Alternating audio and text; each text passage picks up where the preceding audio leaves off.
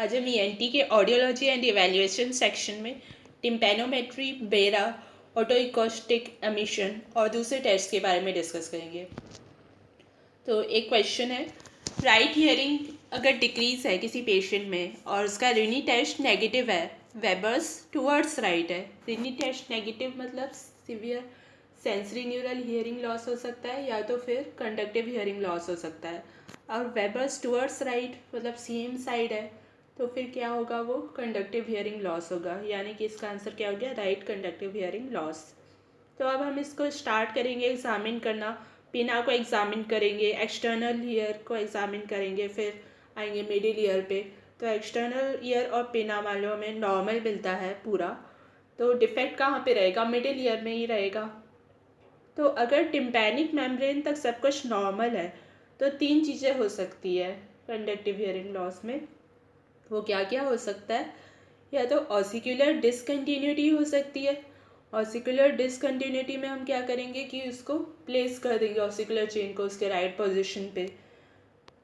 Then second क्या हो सकता है, ऑसिकुलर फिक्सेशन हो सकता है। तो उसमें हम मैनेजमेंट में मोबिलिटी के रिगार्डिंग करेंगे कि मोबिलिटी हम उससे वापस लाएंगे ऑसिकुलर मोटिलिटी। देन थर्ड क्या हो सकता है, फ्लूइड आ सकता है मिडिल ईयर में, तो उसके लिए हम उसे रिमूव करेंगे। तो सारे चीज़ों का मैनेजमेंट जो है वो अलग अलग है, तो इसलिए हमें ये भी रूल आउट करना ज़रूरी है कि कंडीशन कौन सी है। इसलिए हम इसे रूल आउट करने के लिए टेस्ट करते हैं। तो वो कौन सा टेस्ट होता है, इम्पिडेंस ऑडियोमेट्री। ये तीनों कंडीशंस को रूल आउट करने के लिए होता है impedance audiometry. Ossicular discontinuity, ossicular fixation और फ्लूइड इन मिडिल ईयर। तो इम्पिडेंस ऑडियोमेट्री दो टाइप की होती है, एक होता है टिम्पैनोमेट्री और दूसरा होता है स्टेपिडियल रिफ्लेक्स। स्टेपिडियल रिफ्लेक्स के बारे में हमने पहले भी पढ़ा था। तो टिम्पैनोमेट्री देखते हैं पहले। तो इसमें क्या करते हैं, प्रोब को पास करते हैं एक्सटर्नल ऑडिटरी कैनाल से, और उस प्रोब में तीन ओपनिंग्स होती हैं। तो एक ओपनिंग से क्या करते हैं, साउंड देते हैं। Then depending on condition of middle ear की जो भी कंडीशन है, तो साउंड अलग अलग वेज में डिफ्लेक्ट होता है। कुछ साउंड तो डेफिनेटली रिफ्लेक्ट बैक होता ही है, और जितनी वर्स कंडीशन होगी ना उतना ही ज़्यादा साउंड रिफ्लेक्ट बैक होगा। तो कैसे कैसे साउंड रिफ्लेक्ट बैक होता है, थर्ड ओपनिंग से रिसीव करते हैं हम रिफ्लेक्टेड साउंड को ना, और सेकेंड ओपनिंग से हम टिम्पैनिक मेम्ब्रेन के प्रेशर को चेंज करते हैं। और सेकेंड ओपनिंग से जब हम टिम्पैनिक मेम्ब्रेन के प्रेशर को चेंज करते हैं ना, तब टिम्पैनिक मेम्ब्रेन को हम देखते हैं कि कैसे उसका प्रेशर चेंज हो रहा है। जब एक्सटर्नल ऑडिटरी कैनाल का भी प्रेशर चेंज हो, उस दौरान हमें उससे देखना होता है। तो अगर ऑसिकुलर फिक्सेशन होता है ना, तो टिम्पैनिक मेम्ब्रेन की जो मूवमेंट है वो कम होती है। और अगर फ्लूइड होता है मिडिल ईयर में, तो भी टिम्पैनिक मेम्ब्रेन की जो मूवमेंट है वो कम हो जाती है। और अगर ऑसिकुलर डिसकंटिन्यूटी रहता है, तब टिम्पैनिक मेम्ब्रेन की मूवमेंट इंक्रीज हो जाती है। मतलब ऑसिकुलर डिसकंटिन्यूटी है तो वहाँ पे गैप आ गया, इसीलिए उसकी मूवमेंट इंक्रीज हो जाती है।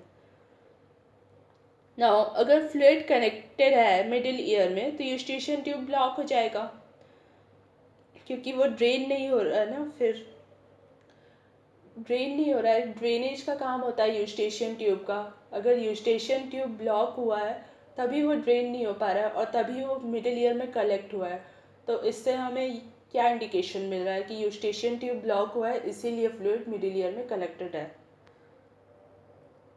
तो अगर टिम्पैनिक मेम्ब्रेन की मूवमेंट बढ़ गई है तो वो किस में होगी, फिक्सेशन में।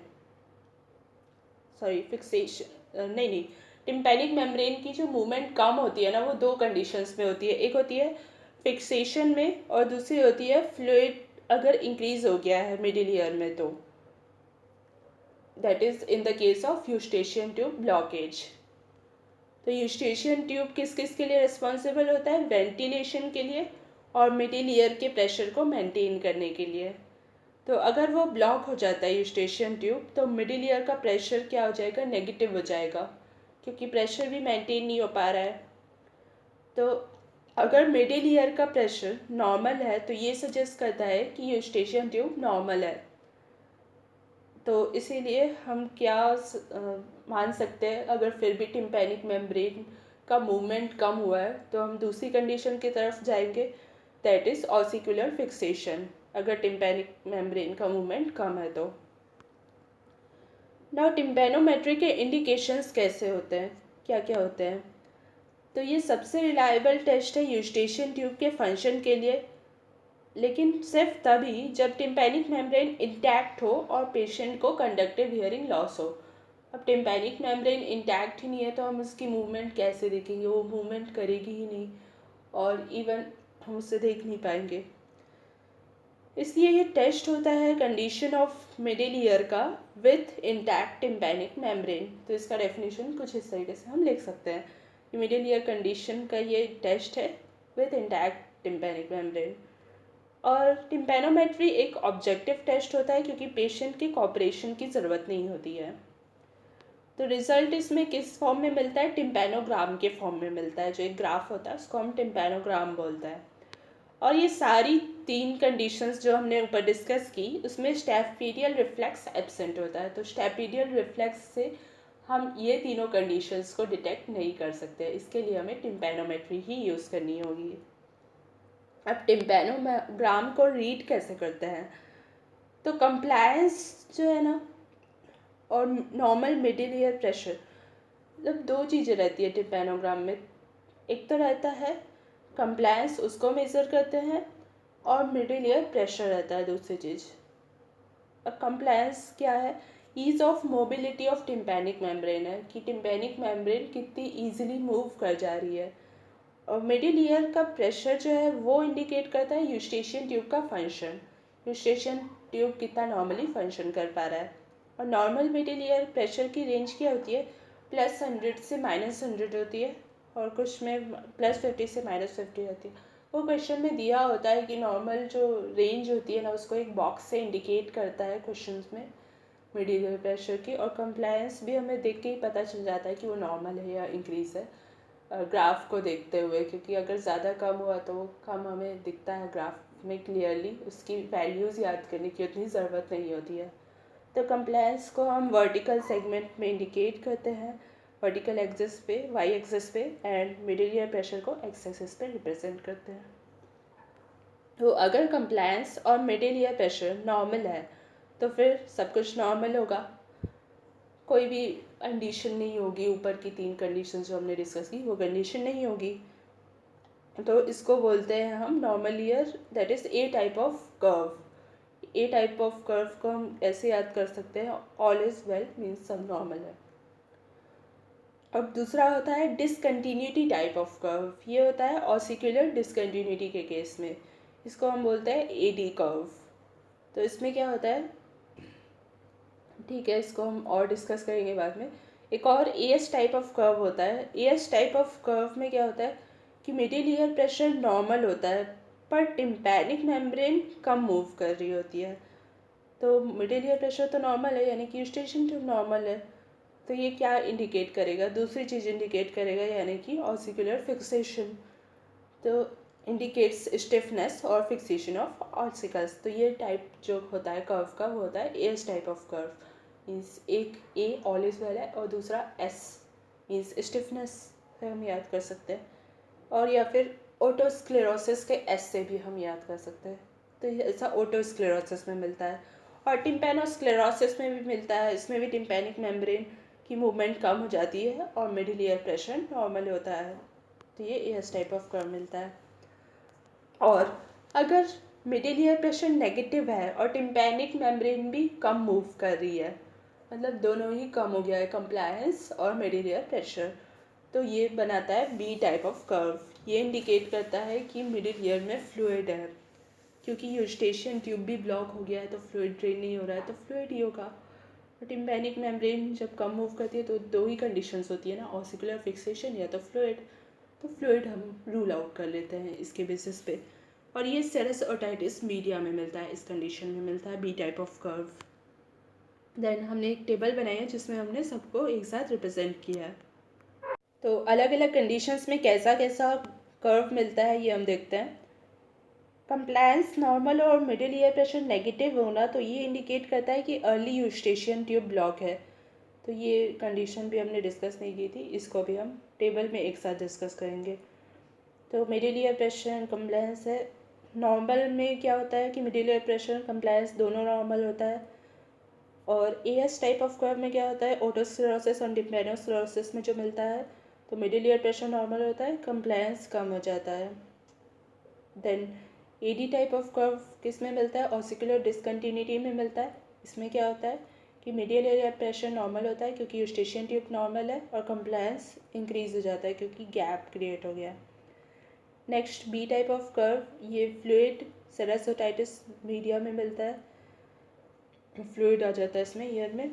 एंड ये डोम शेप्ड का कर्व होता है, इसमें मिडिल ईयर प्रेशर नेगेटिव होता है क्योंकि यूस्टेशियन ट्यूब ब्लॉक हो गया है, और कंप्लायंस भी कम हो जाता है क्योंकि फ्लूइड कलेक्ट हो जाता है मिडिल ईयर में। Then C type of curve होता है, ये अर्ली यूस्टेशियन ट्यूब ब्लॉक में होता है, और इसमें मिडिल ईयर प्रेशर नेगेटिव होता है क्योंकि यूस्टेशियन ट्यूब तो ब्लॉक हो गया, लेकिन कंप्लायंस नॉर्मल होता है क्योंकि उतना इफेक्ट नहीं पड़ता है मिडिल ईयर पे, उतना फ्लूइड नहीं कलेक्ट हुआ रहता है, इसलिए टिम्पैनिक मेम्ब्रेन अपना नॉर्मली मूव कर रहा होता है।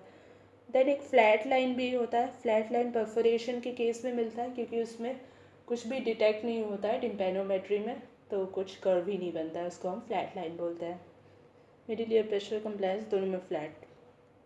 देन एक क्वेश्चन है, पेशेंट की राइट हियरिंग कम हो गई है और ए बी गैप है उसका 50 डेसिबल। ये भी गैप किस में होता है, कंडक्टिव हियरिंग लॉस में, तो ये हमने रूल आउट कर लिया। देन कंप्लायंस इंक्रीज हो गया है, कंप्लायंस इंक्रीज किस में होता है, ऑसिकुलर डिसकंटिन्यूटी में। And with middle ear pressure compliance increase दो कंडीशन में होता है, वैसे नहीं एक ही कंडीशन में होता है, सॉरी। ओके, तो इसका तो डायग्नोसिस हो गया with middle ear pressure normal, तो इसका डायग्नोसिस ये हो गया, conductive hearing loss with ossicular discontinuity. Then एक और क्वेश्चन है, पेशेंट की डिक्रीज्ड हियरिंग हुई है आफ्टर ट्रॉमा और टिम्पैनिक मेम्ब्रेन डैमेज हो गई है, तो ऑसिकुलर चेन की डिसकंटिन्यूटी बता रही है या नहीं, बताएगा या नहीं बताएगा, कौन सा कर्व मिलेगा हमें। तो टिम्पैनिक मेम्ब्रेन तो डैमेज हो गई है, तो हमें कोई भी कर्व नहीं मिलने वाला क्योंकि वो डिटेक्ट ही नहीं करेगा कुछ भी। तो अगर टिम्पैनिक मेम्ब्रेन परफोरेट हो गई है तो वो कोई भी कर्व नहीं ले पाएगा और फ्लैट लाइन कर्व मिलेगा हमें, फ्लैट लाइन कर्व बोल सकता है उसे क्योंकि कोई कर्व ही नहीं बन रहा है। अब एक और क्वेश्चन क्या है, अगर फ्लूइड बहुत ज़्यादा है कि टिम्पैनिक मेम्ब्रेन मूव ही नहीं कर पा रही है एट ऑल, देन कौन सा कर्व मिलेगा, उस केस में भी फ्लैट लाइन कर्व ही मिलेगा क्योंकि टिम्पैनिक मेम्ब्रेन की मूवमेंट पे ही डिपेंड करता है सब कुछ, और अगर वो ही नहीं होगी तो फिर हमें कुछ भी नहीं मिलेगा, फ्लैट लाइन मिलेगी। अब हम टिम्पैनोग्राम्स देखते हैं, उसको एनालाइज कैसे करते हैं, इसके कुछ एग्जांपल्स देखते हैं। तो जो एक पहला टिम्पैनोग्राम है, इसमें नॉर्मल मिडिल ईयर प्रेशर है और जो कंप्लायंस है वो भी नॉर्मल है। तो बॉक्स जो होता है ना क्वेश्चन में, वो इंडिकेट करता है नॉर्मल मिडिल ईयर प्रेशर, जब एग्ज़ाम में आता है तो ये बॉक्स के अंदर आ रहा है सारा, इसीलिए नॉर्मल है, तो नॉर्मल ईयर इंडिकेट कर रहा है।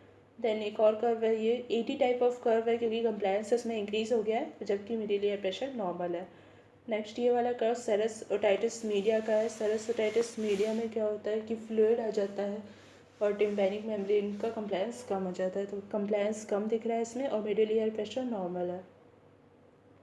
नहीं, मिडिल ईयर प्रेशर नेगेटिव आएगा।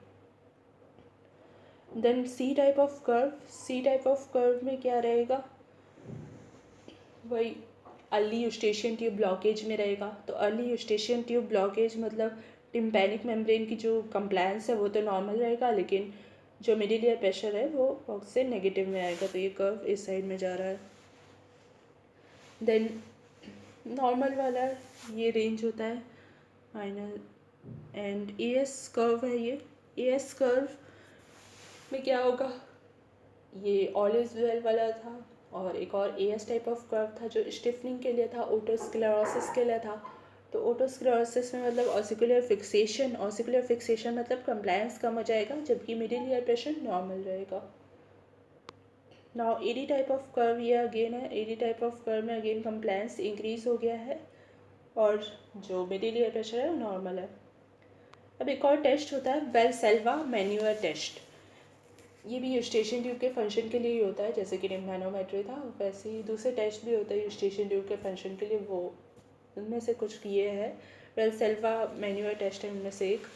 तो इसमें हम क्या करते हैं कि अपने नॉस्ट्रल्स को क्लोज करते हैं और फिर एक्सहेल करने की कोशिश करते हैं।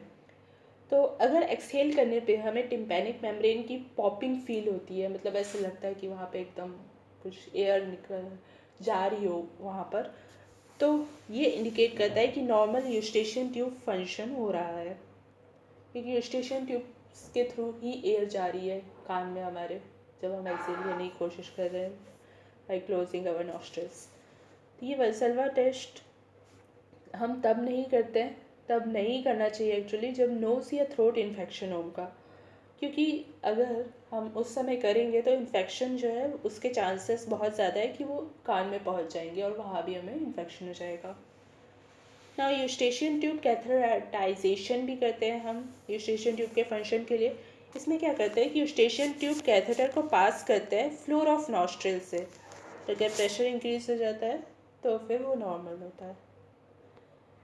अब चिल्ड्रन में क्या किया जाता है यूस्टेशियन ट्यूब के फंक्शन के लिए, एक नॉस्ट्रिल को क्लोज करते हैं और दूसरे नॉस्ट्रिल में पॉलिस्टर ट्यूब से, और पॉलिस्टर ट्यूब जिसकी रबर के साथ होता है उससे क्या करता है उसके थ्रू एयर देते हैं नॉस्ट्रिल में, और अगर पॉपिंग फेल्ट होती है टिम्पैनिक मेम्ब्रेन में तो फिर यूस्टेशियन ट्यूब नॉर्मल होता है।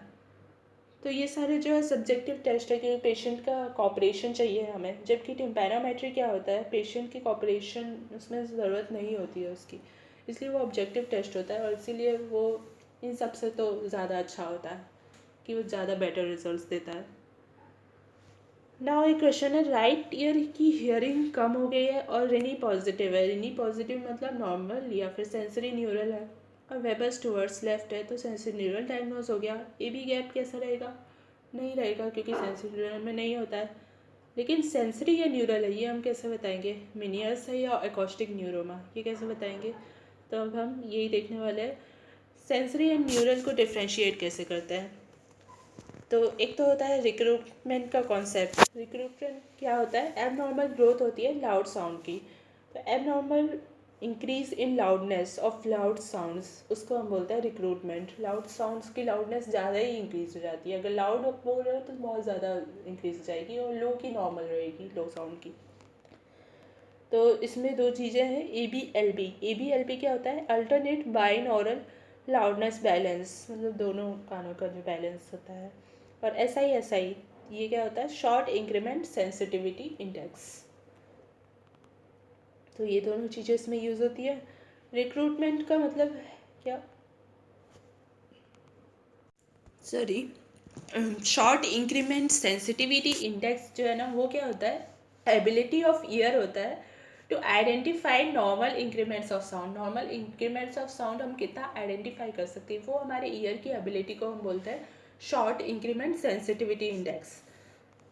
तो उसमें 50 डेसिबल साउंड हम देते हैं, फिर इंक्रीज करते हैं साउंड को बाय 1 डेसिबल एवरी टाइम, हर बार हम 1 डेसिबल से इंक्रीज कर देते हैं, और पेशेंट को पूछते हैं कि वो हाथ उठाए, ऐसा बोलता है कि उस हाथ उठाने के लिए जब भी उसको चेंज इन प्रेशर फील हो, मतलब साउंड में जो भी चेंज है तो वो फील हो, तो हम इसको ऐसा बोलते हैं। और ये हम देखते हैं कि कितने इंक्रीमेंट्स करेक्टली आइडेंटिफाई होते हैं। तो अगर 70 से 100% इंक्रीमेंट्स वो आइडेंटिफाई कर लेता है 1 डेसिबल का इंक्रीमेंट, तो एबनॉर्मल ईयर इंडिकेट होता है। क्योंकि 70 से 100% इंक्रीमेंट्स कब आइडेंटिफाई होता है करेक्टली, कॉक्लियर डेफनेस के केस में। कॉक्लियर डेफनेस मतलब कॉक्लियर डिसीज़ के केस में, और ऐसी एक डिसीज़ सबसे कॉमन कौन सी है, मिनियर्स डिसीज़ होती है। तो मिनियर्स डिसीज़ के पेशेंट को ना हम बात करके भी पता लगा सकते हैं कि उसको मिनियर्स है कि नहीं।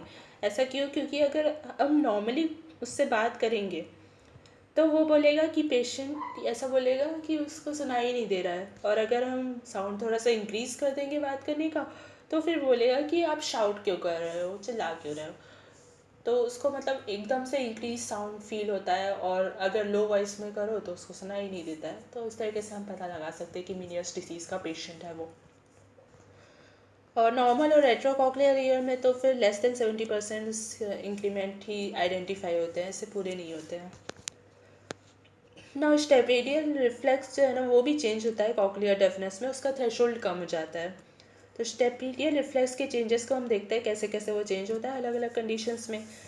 तो पहला तो कंडक्टिव हियरिंग लॉस में स्टेपिडियल रिफ्लेक्स एब्सेंट ही होता है, क्योंकि उसका बहुत बड़ा रोल होता है मिडिल ईयर का स्टेपिडियल रिफ्लेक्स में। और सेंसरी या कॉक्लियर हियरिंग लॉस में क्या होता है, नॉर्मली तो हमें 70 डेसिबल से जब साउंड इंक्रीज हो जाता है ना, तो फिर हमें क्या लगता है स्टेपिडियल रिफ्लेक्स आता है उस टाइम पे। लेकिन रिक्रूटमेंट की वजह से, जिसमें कि क्या होता है कि लाउड साउंड एब नॉर्मली लाउड हो जाता है, तो 50 डेसिबल भी उसको 70 डेसिबल जैसे लगेगा। तो थ्रेशोल्ड इसलिए स्टेपिडियल रिफ्लेक्स का कम हो जाता है। तो यूजुअली जब एक्सपेक्टेड नहीं होता है स्टेपिडियल रिफ्लेक्स, तब भी वो स्टेपिडियल रिफ्लेक्स प्रेजेंट होता है उस पेशेंट में। तो ये चीज़ होता है कॉक्लियर डेफनेस में। एंड न्यूरल डेफनेस में तीसरा क्या होता है, स्टेपिडियल रिफ्लेक्स कैसे चेंज होता है, या रेट्रोकॉक्लियर हियरिंग लॉस में नर्व जो है ना फटीग हो जाती है, नर्व फटीग हो जाती है। तो इससे क्या होता है, अगर continuously loudness of sound 10 decibel हम देते हैं, तो नॉर्मली स्टेपिडियल रिफ्लेक्स प्रेजेंट रहता है कंटिन्यूसली। लेकिन इस कंडीशन में क्या होता है कि 5 से 6 सेकंड के बाद वो डिके हो जाता है, स्टेपिडियल रिफ्लेक्स बहुत फास्टली डिके हो जाता है। तो स्टेपिडियल रिफ्लेक्स का डिके होता है इस केस में न्यूरल डेफनेस या रेट्रोकॉक्लियर हियरिंग लॉस में। और अगर स्टेपिडियल रिफ्लेक्स एब्सोल्युटली नॉर्मल है और पेशेंट कहता है कि वो हियरिंग नहीं कर रहा है, मतलब सुनाई नहीं दे रहा उसे, तो फिर वो झूठ बोल रहा है। तो इस तरीके से हम मैलिंगरिंग को चेक कर सकते हैं स्टेपिडियल रिफ्लेक्स से। ठीक है, तो स्टेपिडियल रिफ्लेक्स को टेस्ट कैसे करते हैं, प्रोब को हम डालते हैं, फिर साउंड देते हैं, देन रिजल्ट इमीडिएटली हमें ग्राफ के फॉर्म में मिल जाता है। तो ये एक बहुत क्विक टेस्ट है, इसीलिए बहुत ज़्यादा यूज़ किया जाता है मैलिंगरिंग के लिए एंड और भी चीज़ों के लिए यूज़ किया जाता है। तो ये हमने फर्स्ट पार्ट डिस्कस किया है कुछ टेस्ट का ऑडियोमेट्री के। नेक्स्ट वीडियो में हम और डिस्कस करेंगे। Thanks for watching.